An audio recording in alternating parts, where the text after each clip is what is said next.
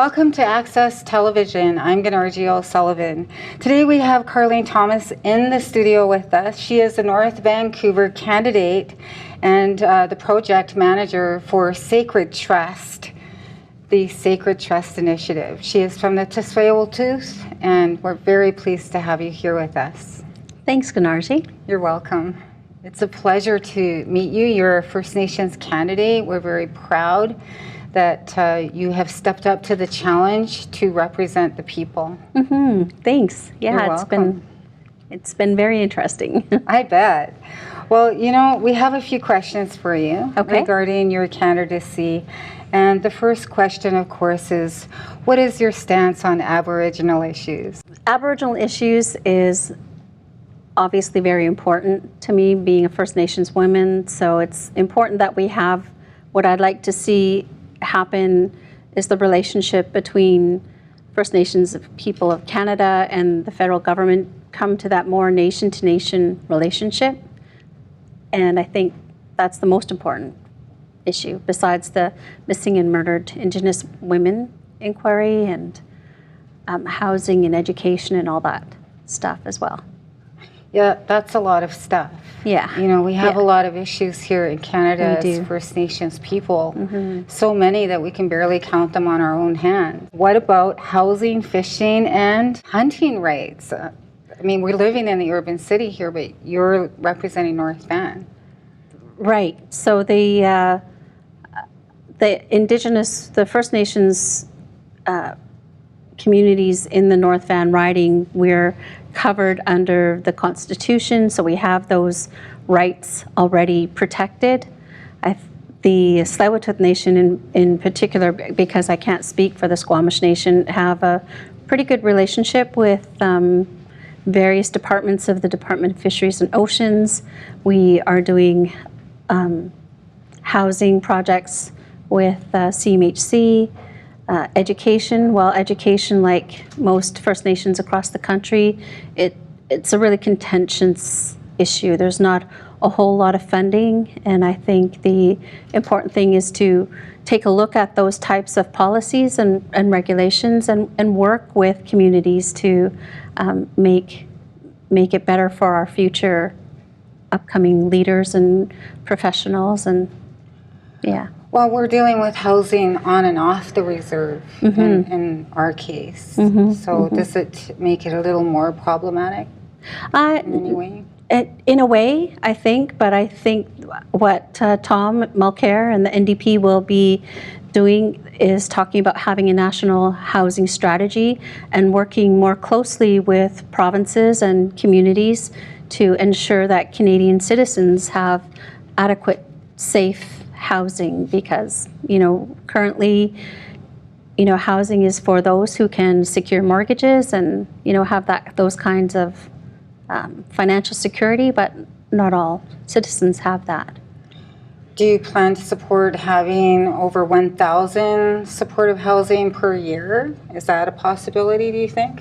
I'm sure it is. Awesome. Okay, let's move on to the other question, which is what kind of amendments would you be making if you were elected to the Omnibus bill, C-51? Well, Tom has said that once the NDP form the federal government, that it will be repealed. So that means that he would take it off the books, take it off the table, and work with Canadian citizens to implement those laws and policies that are there to protect Canadian citizens. What can you do at a municipal level? At a municipal level, I believe it's all about building awareness, making sure people understand some of the policies that, you know, are behind these bills, and just making sure that folks understand what we're repealing. Okay, so you're a First Nations woman. You're like the project manager of Sacred Trust. What problems do you have with the Omnibus bill? Oh, are you talking about the 38 and 45? What Mulcair has said, and what I truly believe in, is reinstating all those, well, the Environmental Assessment Act, which Harper and his Conservatives have watered down, put back, strengthen up the Fisheries Act, and also go back and correct the damage that he's done through other kind of like environmental bills that are related for such huge projects that are putting our environment at risk and making them vulnerable. Okay, awesome. Thank you, Carleen. I have more questions for you, and some that are more specific to First Nations people. Okay. Will you support and want to see a missing and murdered women's inquiry?